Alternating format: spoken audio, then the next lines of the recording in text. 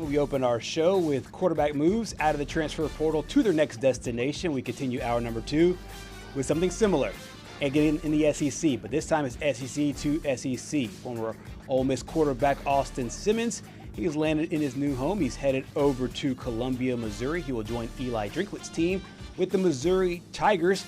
Of course, famously lost his starting job early in the season.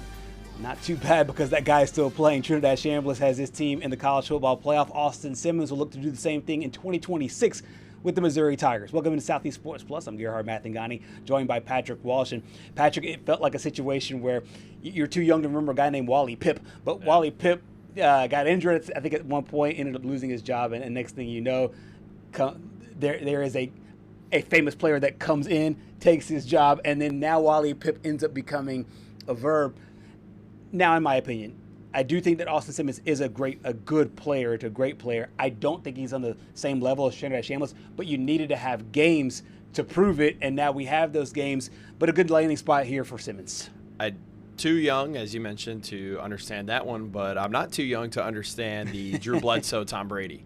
Yes, I almost feel that's a good one. Yeah, I mean, again, you can't really, but at the time, right? But take away all the Super Bowls and everything. At the time, I feel like this is probably as close as you can make it to that, because coming into the year, Austin Simmons was the starter. I remember me personally talking about before the year, I was like, okay, how much did Austin Simmons learn from Jackson Dart last year, sitting behind him? I believe Austin Simmons is a former baseball player too. Yeah, he is. That's right. At Ole Miss. So, coming into the year, I was like, all right, this guy, I think he's got all the tools there from a raw athlete perspective. It's just how much of the mental game did he learn?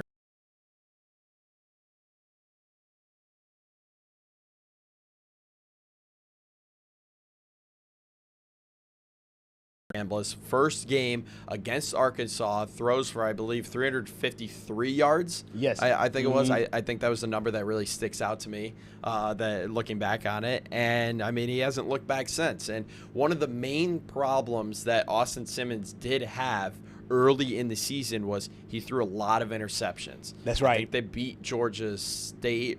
Was it Georgia State or was it Georgia Southern? I'll go back and look I at think the game it was Georgia log, State. but yeah, but he threw more interceptions than touchdowns. Yeah, he threw 3 picks and threw for 2 touchdowns, but they still won the game like 60-37. Georgia State, yeah. But it's been a problem for him, and I'm waiting to see if he is the right guy for Eli Drinkwitz over there at Missouri, because as I talked about in hour 1, I mean, I don't really think Missouri does right by quarterbacks and being able to develop them into NFL-ready talent. Yeah, and I think that there's something to that, because we saw it, like you said, with Brady Cook, and then this year I know that they were injured at that position, but Bo Prabula was not lighting it up altogether. It feels like their defense has always been able to make adjustments. The running game's been able to make adjustments, but not so there at the quarterback position. Yeah. We'll see if Austin Simmons can buck that trend. But to close the loop on the Wally Pipp thing, Wally Pipp, he ended up losing his job to Lou Gehrig. And I forget, the urban legend, I think, is that he sat out a game or 2 games, or said he couldn't play or whatever. Lou Gehrig comes in and then never comes back. Simmons had the foot injury, right? Yeah. And so it's kind of like, don't get Wally Pipped. And every time I think about a guy that loses time for a little bit and the next guy comes in, especially with the production level that Trinidad Chambliss had this year, you'll find out to see just how good those players can be, especially thrown out there to the Wolves. And you mentioned with Austin Simmons and throwing these interceptions, and with what this team can be, what this Missouri team can be, how much, if at all, do you feel this offense can improve with Austin Simmons? Do you think this is a good fresh start for him, or would you like to see him in a better offensive situation? I would have personally liked to see him in a better offensive situation. I think that going SEC to SEC is a little bit interesting, in my opinion. And I know a lot of people thought that Trinidad Chambliss was going to eventually follow Lane Kiffin down to LSU. I don't fully for me, it just depends on who does Missouri get on the outside in the portal, and do they have enough weapons for Austin Simmons to be successful? Because obviously Ole Miss had all the weapons in the world: Harrison Wallace, Deuce Alexander, and like all of those guys. I mean, they are loaded with talent on offense. I would have loved to see Austin Simmons, maybe in an ACC program, maybe under like Virginia Tech, maybe. I know Ethan Grunkmeyer just went to VT, so he's going to reunite with his quarterback over there. But I think he would have probably been a little bit better off in a different conference, get out of the SEC. But I would like to see what you think on, do you think Austin Simmons would fit under Eli Drinkwitz and what they want to do? Because, I mean, they are ground and pound offense with Ahmad Hardy and Jamal Roberts. I think that's the thing. Maybe if they had that safety net with the running game that they had this past year, it would take some pressure off Austin Simmons to go make the plays.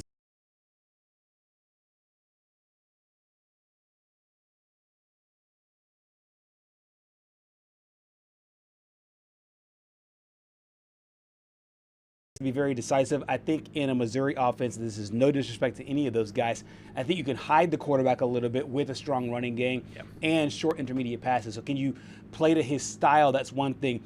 But can you get enough big plays down the field in order to win the clutch games? Because that's what happened in Missouri this year. Yeah. They beat all the teams they were supposed to beat, and they couldn't beat the upper crust of the SEC and elsewhere. And that's where I feel you end up will have your issues if you can't beat those upper teams, mainly because you don't have that dynamic player there at quarterback. If that makes any sense, like where in order to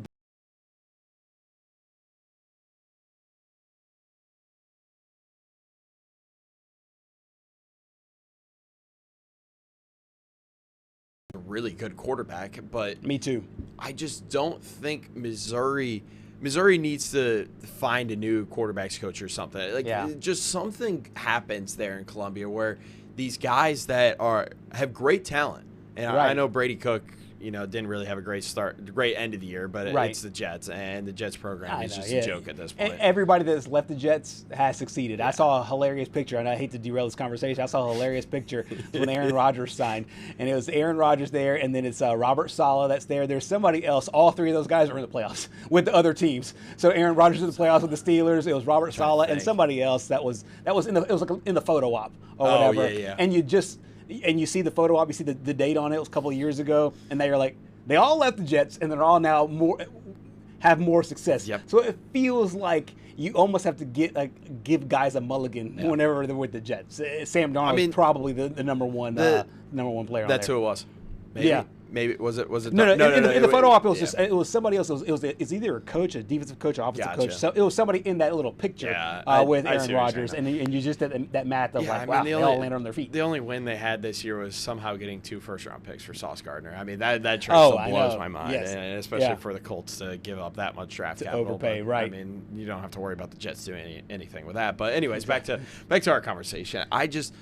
The one thing that's going to stick out with the whole Austin Simmons situation is going to be the interceptions and the 3 against Georgia State. But I also, at the same time, don't feel like he had enough time to settle into the season in order to get into a groove, because momentum is a major thing in sports. And Trinidad Chambliss has all of the momentum in the world. But I'd like to get your opinion on this as well.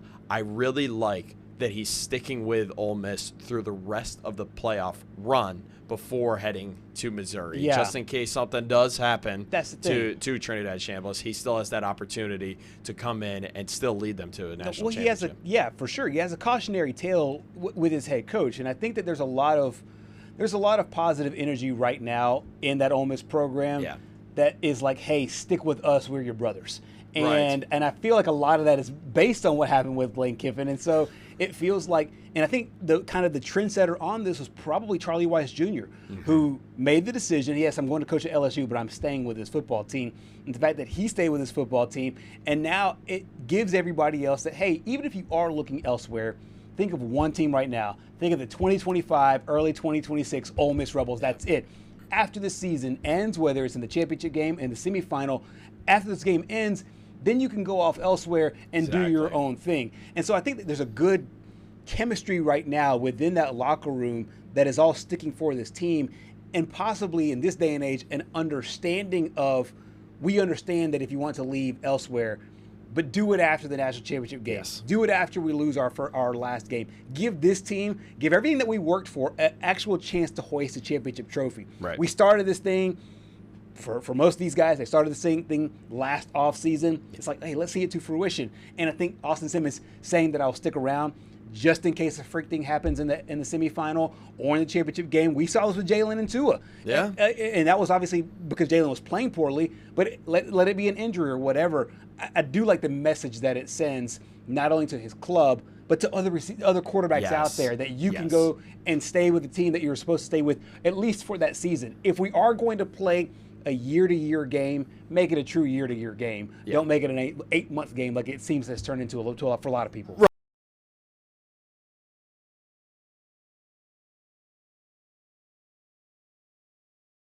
That if Lane Kiffin were to have left Ole Miss, to follow Lane Kiffin to wherever he was going to go. And the fact that once he entered the portal with a do not contact tag and was instantly linked to Missouri kind of, sounds the alarm in my head, like, hey, that if there is tampering, I mean, this has to be a blatant thing, but nobody's going to report it or anything because everybody does it.